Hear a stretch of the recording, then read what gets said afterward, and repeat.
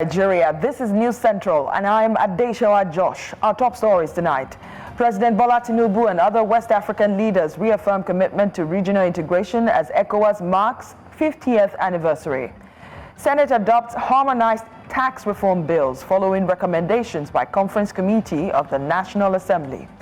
And U.S. suspends student visa as Harvard protests against Trump's move to prevent international students from enrolling. In business, Securities and Exchange Commission warns Nigerians against unregistered investment schemes for any form of capital market business. And in sports, perennial rivals Nigeria and Ghana faced off in an international friendly at the 2025 Unity Cup in London. Nigeria beating Ghana. Details in a moment. Welcome, everyone. Tonight begins right now.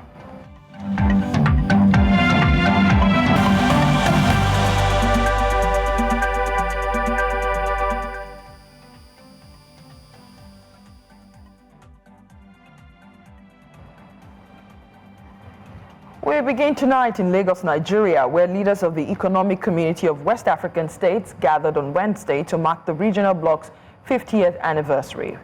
President Bola Tinubu called on his counterparts to uphold and pass on the vision of the founding fathers and look beyond the artificial borders created by colonialists. It was joined by leaders across the West African ECOWAS countries.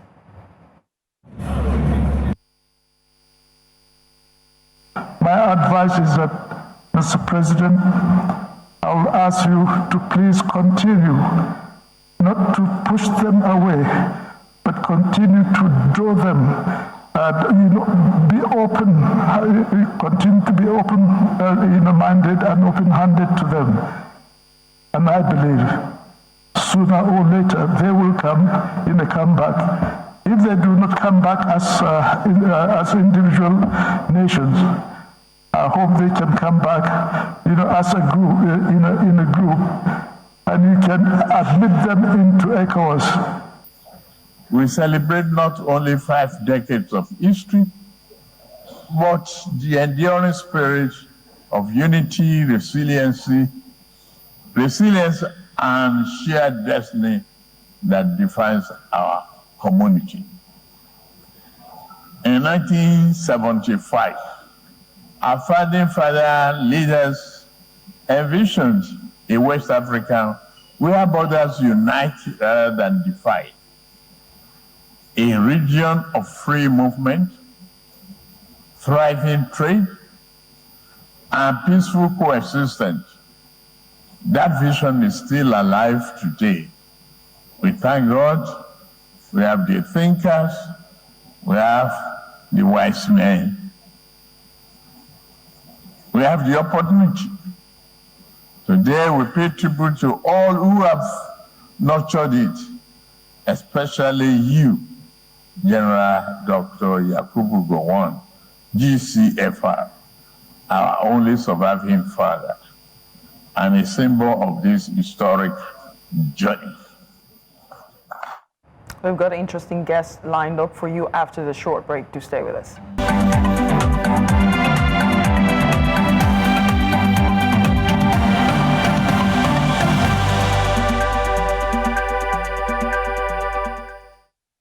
Welcome back.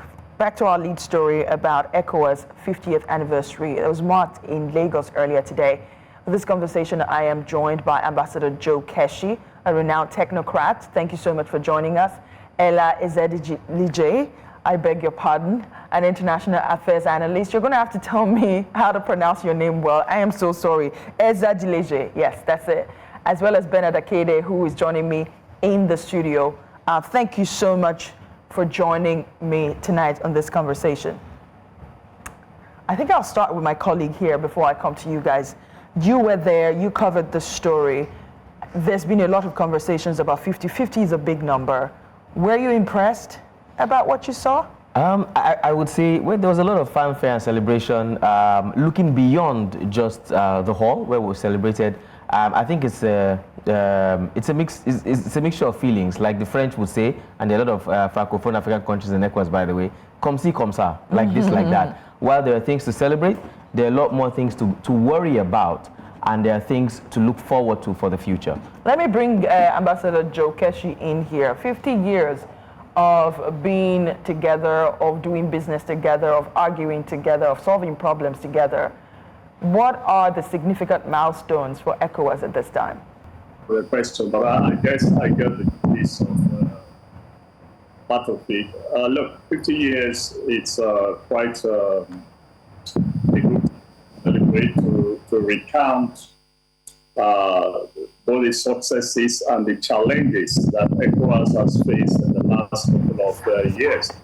You need to understand that from the beginning, it had its fair share of problems trying to bring Anglophone and Francophone nations, together, particularly as it was still the period in which we are all just gaining not too far away from having gained independence. And in the last couple of years, ECOWAS has spent a considerable amount of its time on security issues, conflict resolution.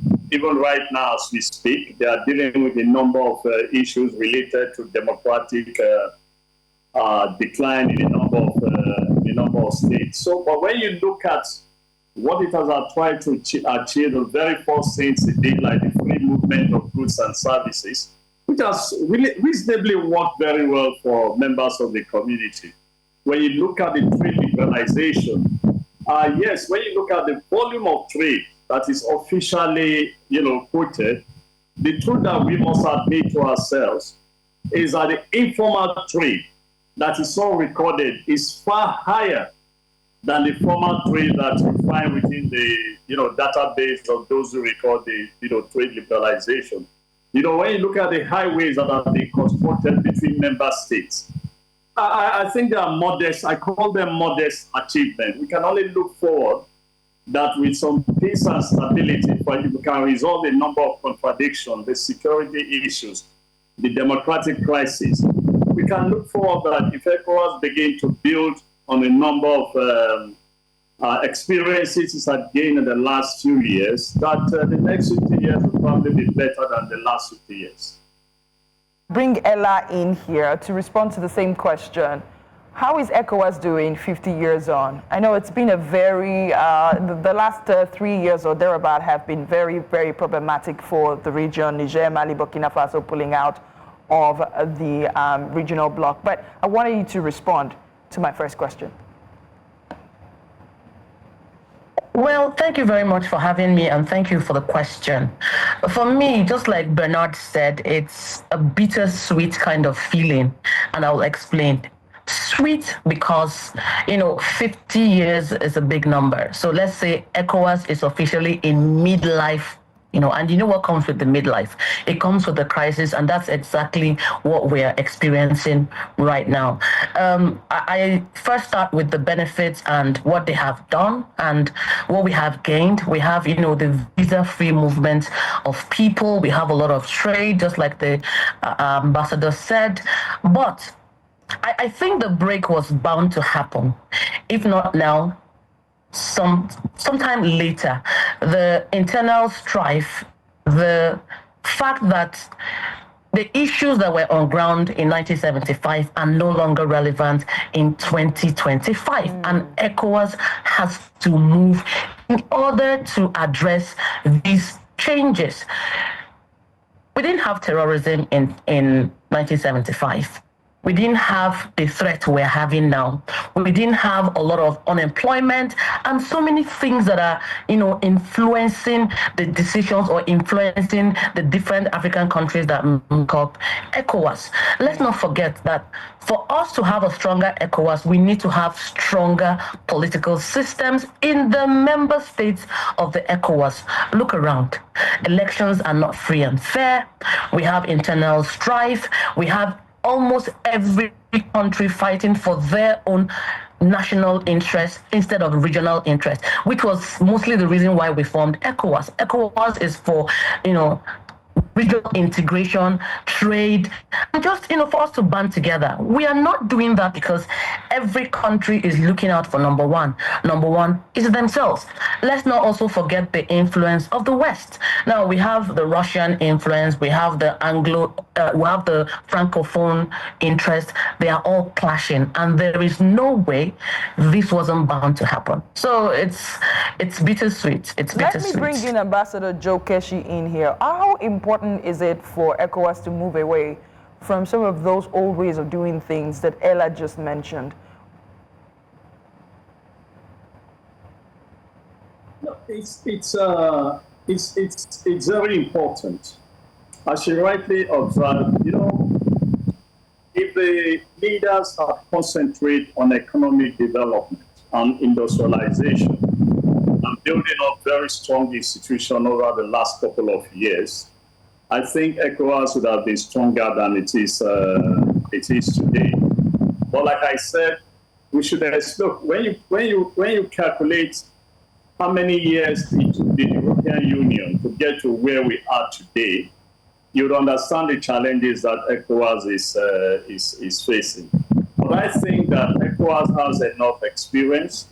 What we need to pray for moving forward is that the leaders of today and the leaders of tomorrow will develop the political will to drive the process. It's a question of the process. It took quite some diplomatic maneuvering, some statesmanship particularly to convince a number of Francophone leaders. I recall that we actually had to bring some to Nigeria, offer them PhDs in some universities as a means of convincing them that they have to be part of the community. So what I'm saying is that moving forward, going into the next 50 years, we need to, develop the same statesmanship, persuasion, and convincing everybody that there are benefits to be derived from being a member of the community. And I think most of them realize that there are, benefits actually. Absolutely. So it will not depend on the political will. It will depend on the political will to drive the process. It's a process. And as long as the leaders do not properly drive the process, we will continue to have problems. And of course, we need internal security.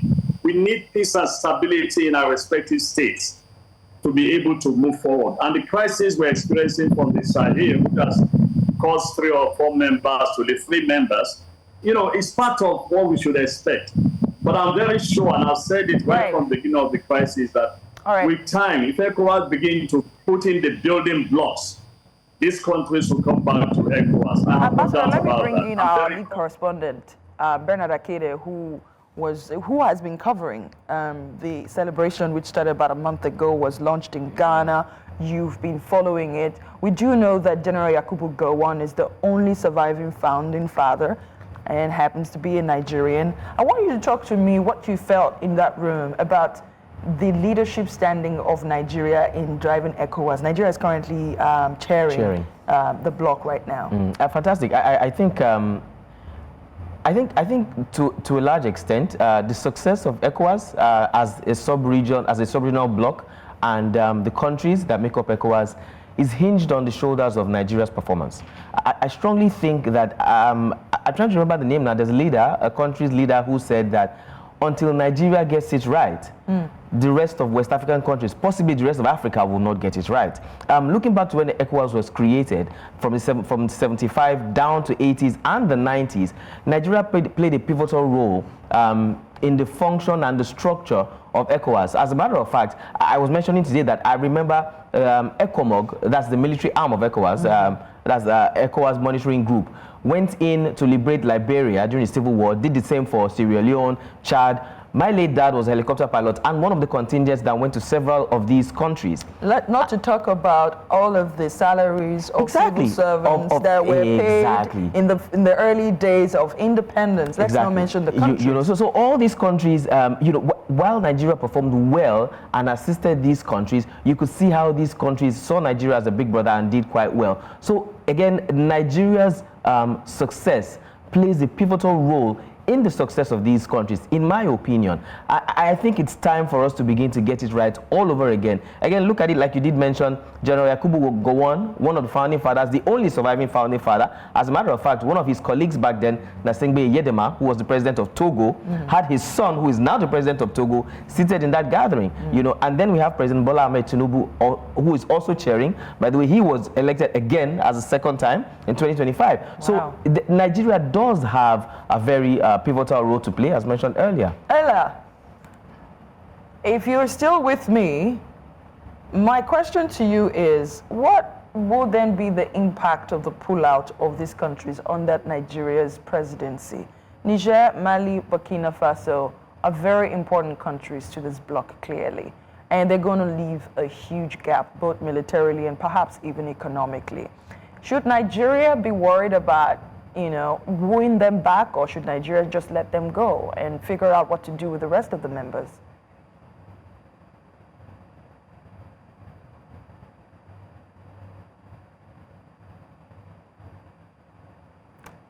Ella, if you can hear me. Oh, are you speaking to me? Oh, yes, Ella, I am speaking to you. My question to you is, what should Nigeria do in the case of Niger, Mali, Burkina Faso, who have sought to leave the bloc? Should Nigeria try to woo them back? What would be the impact and the gap they would leave behind now that they have decided to exit the bloc?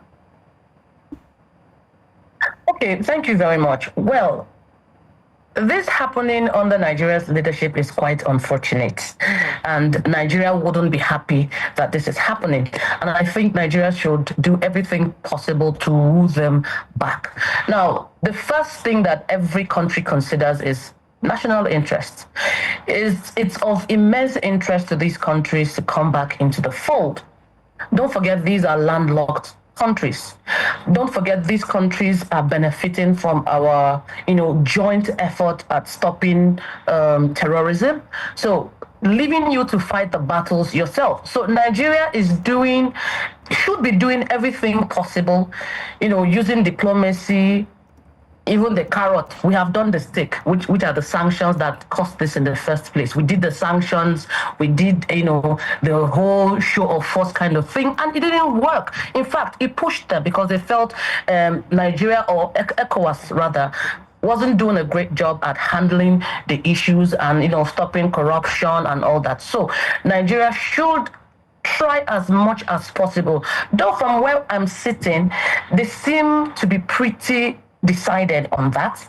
And let's not also forget, I don't think this is coming just from these three countries. We are not to forget the Russian influence.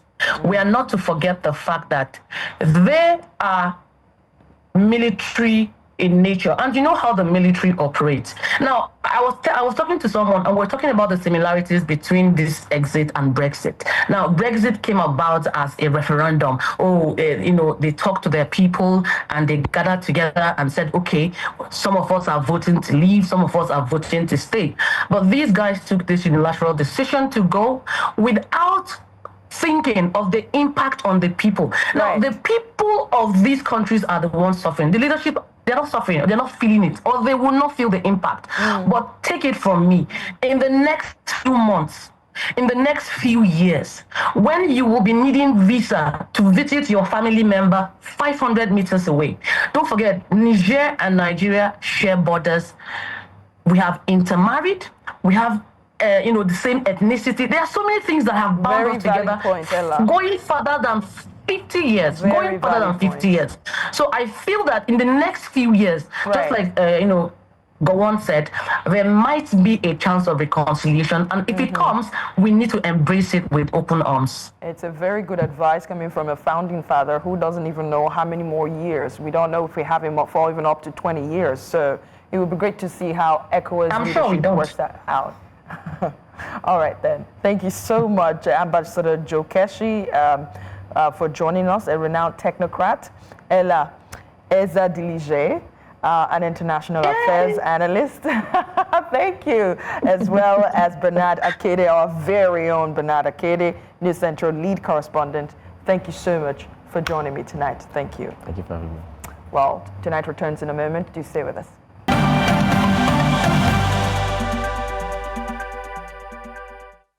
Welcome back. You're watching Tonight on News Central. I'm Adeshawa Josh. A reminder of our top stories.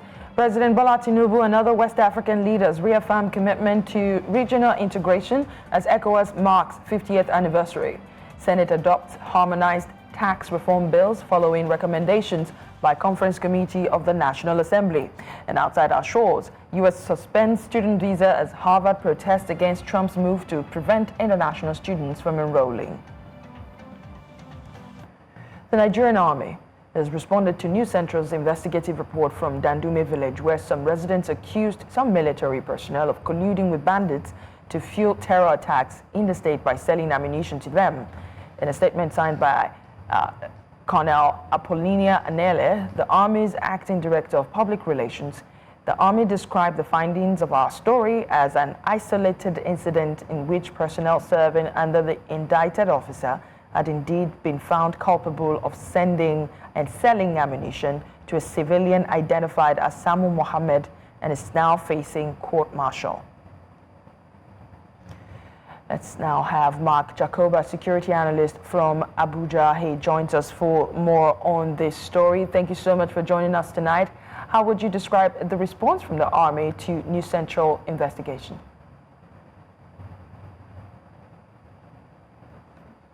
Well, I think we need to get off the normal official posture and interpretation or response to issues that border on Nigerians. Truly, whatever anybody will say today does not and cannot drive away the fact that military personnel have... Well, I think we have lost our guest there. We will try and reconnect with him as soon as possible. Let's take a look at some other stories we have on our bulletin tonight. The Abia State Police Command has said that security measures are being stepped up ahead of a planned sit-at-home order declared by the proscribed indigenous people of Biafra IPOB. The group has called for a total shutdown on May the 30th to honor what it describes as the heroes of the defunct Biafran Republic. A statement issued by the group warns that all residents are expected to remain indoors, with exceptions only for essential workers. News Central Chinwe Ugele reports. Movements of all sorts. The Southeast is almost synonymous with sit at home. Besides the Monday order across the zone, there are also other days declared by the non-state actors. However, the 30th May 2025 declaration for sit at home seems to have come from the leadership of the proscribed body as a day to honor those they regard as heroes of the defunct Biafran Republic, barring movements of all sorts. On that day, businesses will be grounded, banks shut, and public offices, with the exception of those who render essential duties, closed. The residents of Umuahia have grown tired. For me, I think it's not for the good of we, the Igbos, because it's affecting our businesses, progress, and eventually we're not even seeing Biafra coming. Sitting at home, I don't fancy it because it paralyzes businesses and it has been affecting our economy in the Southeast. So I'm one of the persons that advocate that we should go about to do our normal businesses. Much we are not happy. Many have been killed, but that will not change anything. Some already aware of the development have made plans to cancel all activities for that day. Based on several incidences, we are notwithstanding peace or whatever, we still see a lot of negative things happen. So I think people are actually scared and nobody wants to take that risk. Coming out. The police commissioner in the state, Danladi Isa, has assured that his men are fully prepared to cover the state and ensure that there is no breakdown of law and order. This time around, because of the threats of imminent attack by non-state actors, this period we have also intensified efforts in the area of operations, have covert operatives that are going around, surveillance to gather intelligence so that we can have actionable information to work on. The fears of possible disruption of West African Examination Council in the zone by the order is being allayed since there is no paper to be taken on that day. In Omar here for News Central, Chinwe Ugele. Let's take you back to one of our top stories about the military's response to News Central's investigative report on Dandume village in Katsina. We have been speaking to a security analyst who is now back online. Mark Jacob, are you there with us? Yes, I'm back. Great. It's good to have you back. So my question now is, the Army has promised to court-martial the culpable officer. Is there more they can do as deterrents? Yes, that is a very welcome development to particularly victims and or parents of victims. I am a parent who has lost a son to the culpability of the military in some of these incidents. My son was killed because someone within the ranks exposed where they were and they attacked or whatever they were doing to respond to the insurgency in Borno State. We have never found his corpse up to today. So we're speaking basis. There are elements in the next thing, and it saddens us more when you say you are rehabilitating. We're still getting that technical glitch coming from your end, and I'm going to have to let you go now. Mark Jacob, security analyst, thank you for your thoughts tonight. Outside our shores, U.S. Secretary of State Marco Rubio on Tuesday ordered a suspension of student visa processing in the latest swipe at foreign students in the country. The White House is cracking down on foreign students at U.S. universities, revoking visas and deporting those involved in protests against the war in Gaza, accusing them also of supporting Palestinian militant group Hamas. Rubio earlier rescinded hundreds of visas, and President Donald Trump's administration moved to bar Harvard University from admitting non-Americans. The government also plans to ramp up vetting of the social media profiles of international applicants to U.S. universities. Let's bring in international affairs analyst Dr. Tunde Obeze from New York. Thank you so much for joining us tonight. When you saw that story break from the lines, what was the first thing you thought about? Right. I said, what was the first reaction that came across your mind when you saw the story? I think again, xenophobia, misinformed, and sabotage of oneself, because the actions of Mr. President is really actually not affecting the students as much as it will affect this great country. I am disappointed, even most especially the fact that I'm a foreign student that came to this country about 45 years ago. I can actually barely hear you. I'm not sure if it is my technical guys that are the problem or the problem is coming from your end. So if you can hear me well, just continue the conversation. If you can't, we're going to have to come back to you. Can you hear me properly? I can hear you. Can you hear me? I can hear you better now. Beautiful. Yeah, go ahead, please. Yes, to answer your question, the first thing that came to my mind was this is misinformed and misguided actions by the president. Is this the worst of them, or how much of an impact will this have on the United States? Not just the universities in the U.S. themselves, but just on the country's ability to make money from international students, because most of these U.S. universities, especially Ivy League schools, rely a lot on the enrollment of international students to fund the school. Correct. It's not just only the funding. We are a lot of the international students. If you come to my university, UCLA or Harvard, most of the research centers are populated by foreign students. Actually, I worked in the aerospace for more than 25 years, helped them build the space shuttle. It will adversely affect the United States. I see this situation like we say in Edo, the bird that tried to fly to the sky and couldn't get there decided to pee on the sky and pee on himself. That's what the president is doing right now, sabotaging the United States. Well, clearly, if we have such a man, who needs another enemy? The U.S. don't need another enemy. what would you say the end game is in all of this? What's the end game?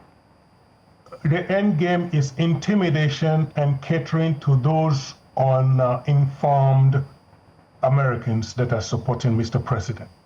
The end game is to continue to intimidate the Chinese because it started out with Harvard not releasing the name and actions and the donations they are getting from China. So the end game is intimidation. I don't think he even understands what he's doing. The American students are protesting against Trump's policy, against what is going on. Does this say so much about how much they want international students around them? Most Americans, that's really where we have to separate Americans from this policy. Most Americans are loving, most Americans are kind. I wouldn't be here for 49 years if they were not like that. Yes, they are protesting. I had their IT department here. Nigerians are here. So what Mr. Trump has done is, again, in support of Israel, but it's affecting the Israeli students there. So most Americans are disappointed. And in my university here, we are protesting it too. The White House is accusing the international students of supporting Palestinian militant group Hamas. How substantiated is this claim? Anybody who cries about the genocide in Gaza is seen that way. That's just it. It's not substantiated. Even he's accusing even a teacher of supporting because they spoke out. We were trained in this country to express ourselves. The only reason I came to America is because I thought I had freedom of expression.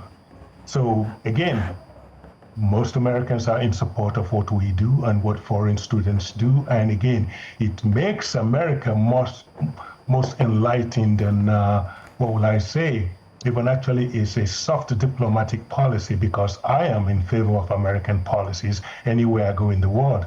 But with this man at the helm of it, I will suspend my citizenship for another 3 years until he is out of office. Well, thank you so much for your thoughts, Tunde Obaise, International Affairs Analyst. Thank you for coming on the program. Namibia has held its first official commemoration of the genocide committed by German colonial forces more than a century ago. Speaking at a solemn ceremony in the Gardens of Parliament in Windhoek, President Netumbo Nandi Ndaitwah acknowledged the long-standing pain of the Owerero and Nama communities who were victims of one of the 20th century's earliest genocides. The president noted that while Germany has formally apologized, talks over reparations, which began in 2013, have yet to produce a final agreement. The massacre, which began in 1904, saw tens of thousands killed through mass executions, forced displacement, and starvation under German colonial rule.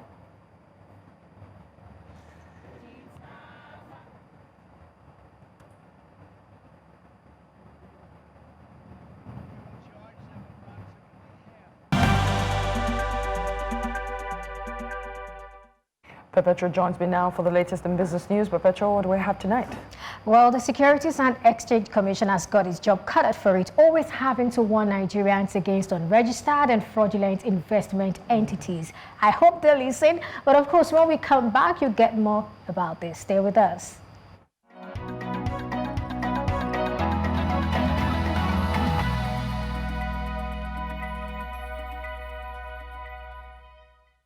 The Securities and Exchange Commission of Nigeria has issued a warning to the public against unregistered investment schemes, specifically a certain Silvercoin Investment Cooperative Society and Silvercoin Limited.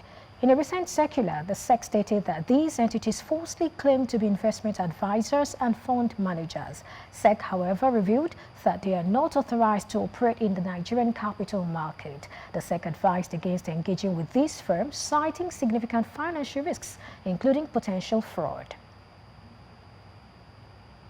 And moving on, the Debt Management Office of Nigeria has announced that the federal government achieved an impressive 2.2 trillion naira in subscriptions for the 300 billion naira Series 7 sovereign sukuk.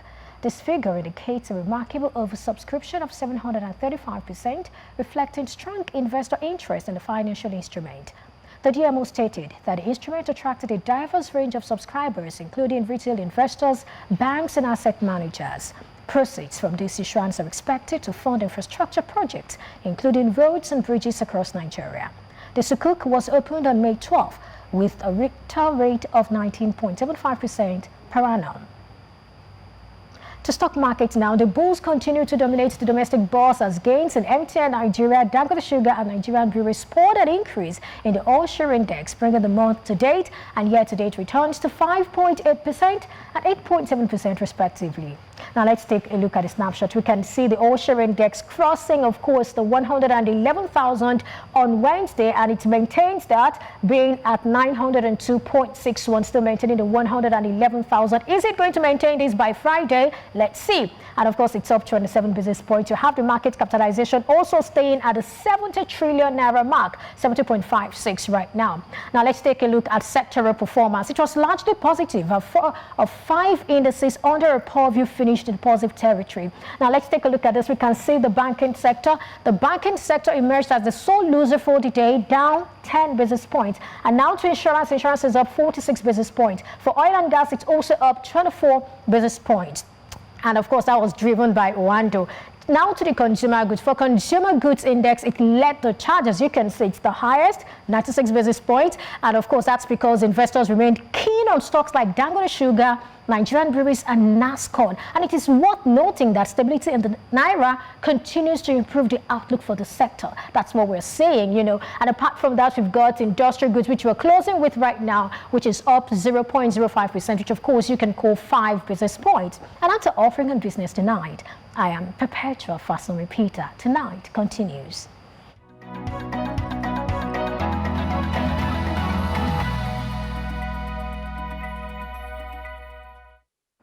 Welcome back. It's time for sports news. Today, standing by with the latest. Today, what do we have tonight? Well, I can tell you that Ghana must go, and Ghana went. The Super Eagles of Nigeria defeating eternal rivals Ghana 2-1 in an international friendly in London. I'll tell you about all that and much more after this break.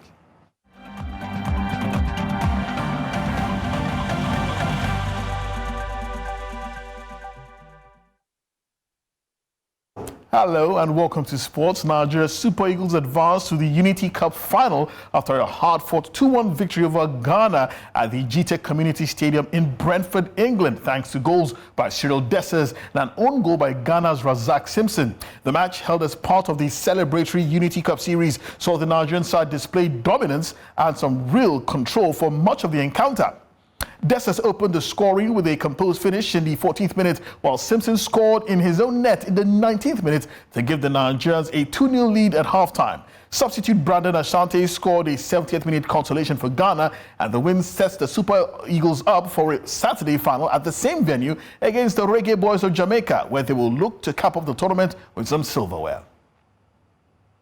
To Nigeria now, where Ogun State athletes disrupted the final day of action at the 22nd National Sports Festival at the Babcock University Games Village, blocking the entrance of the facility in protest over unpaid allowances. They claimed only 78,000 naira was paid for a 2-week camp, with no sign of daily bonuses or a 50,000 naira competition reward promised by State Governor Dakpo Abiodun. The protest affected athletes and officials of other states and journalists. On their part, the Ogun State government dismissed the action as premature, stating that a payment process were already underway via bank transfers. Officials emphasized the administration's commitment to athlete welfare and attributed the protest to misinformation. The matter was eventually resolved and the competition continued later today, with the event starting later than originally scheduled. To boxing now, and British Olympian Delicious Aurier has announced his retirement from boxing after just one professional fight. Aurier fought on the Team Great Britain squad at the 2024 Olympic Games in Paris, where he suffered a first-round defeat to Armenia's David Chaloyan. The 27-year-old won his first professional fight with a points victory against Milos Veletic in April in Manchester, having signed with Frank Warren's Queensberry Promotions at the beginning of the year. Aurier wrote on social media that after much reflection, he had decided to hang up his gloves, follow up on his degree, and enter the corporate world. According to him, the fire and love he had for boxing had gradually faded, and he had hoped to reignite it by turning professional. Aurier, who was born in Moscow before moving to England at the age of 7, graduated with a degree in economics and management from Aston University in 2020. To international football now, Chelsea claimed the UEFA Conference League title with a commanding 4-1 victory over Real Betis in Wrocław, Poland, securing their first trophy under manager Enzo Maresca.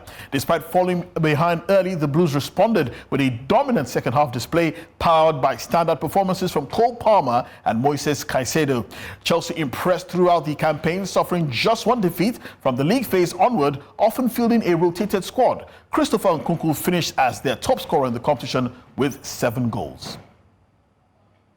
And finally, Manchester United suffered a 1-0 defeat to the Asian All-Stars in the first fixture of their postseason tour. Harry Maguire captained the side as the first teamers Casemiro, Patrick Dorgu, Andre Onana, Diogo Dalot, Manuel Ugarte, and Kobe Mainoo, including Rasmus Højlund, all started for United in Kuala Lumpur, Malaysia. Bruno Fernandes, Alejandro Garnacho, and Amad Diallo were among 11 changes at halftime, with the score locked at goalless. But Maung Luwin scored a 71st minute winner for the South Asian side to inflict another defeat on Ruben Amorim's struggling side. Amorim had previously described United's season as disastrous after they finished 15th in the Premier League and lost to Tottenham Hotspur in the Europa League final. United will play another friendly in Hong Kong on Friday for their final fixture of the tour, which is reportedly set to earn the club £8 million. And that's all we have for you on Sports Tonight. It's back to Adeshewa.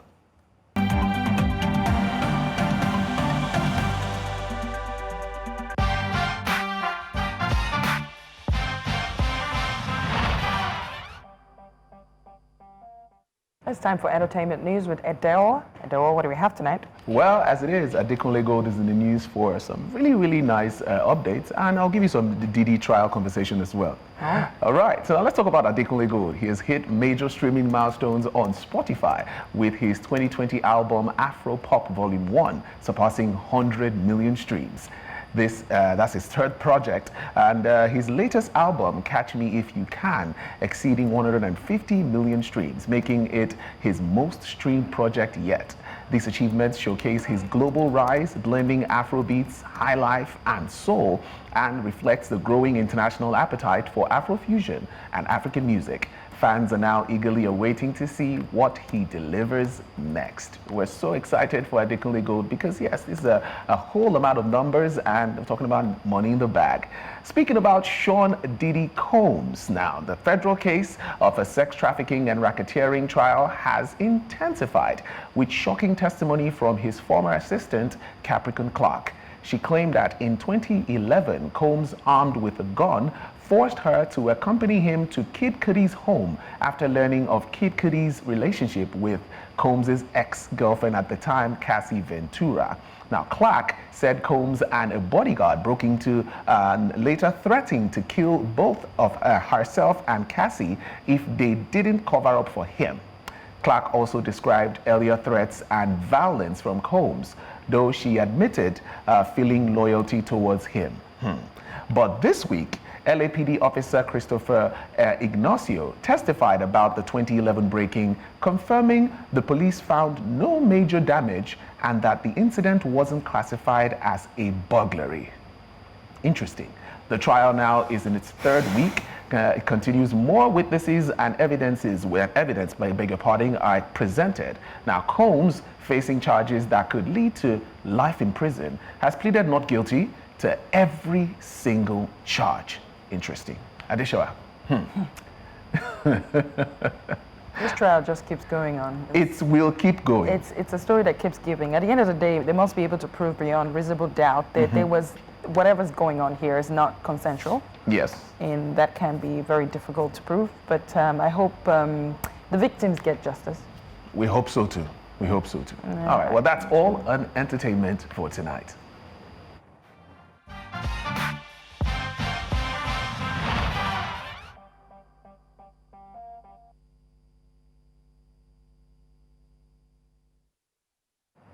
Finally tonight, African literary giant Ngugi wa Thiong'o has died at the age of 87, according to a statement by his daughter on Facebook. Wa Thiong'o achieved global acclaim with his 1964 novel Weep Not, Child, which was the first novel in English published by an East African.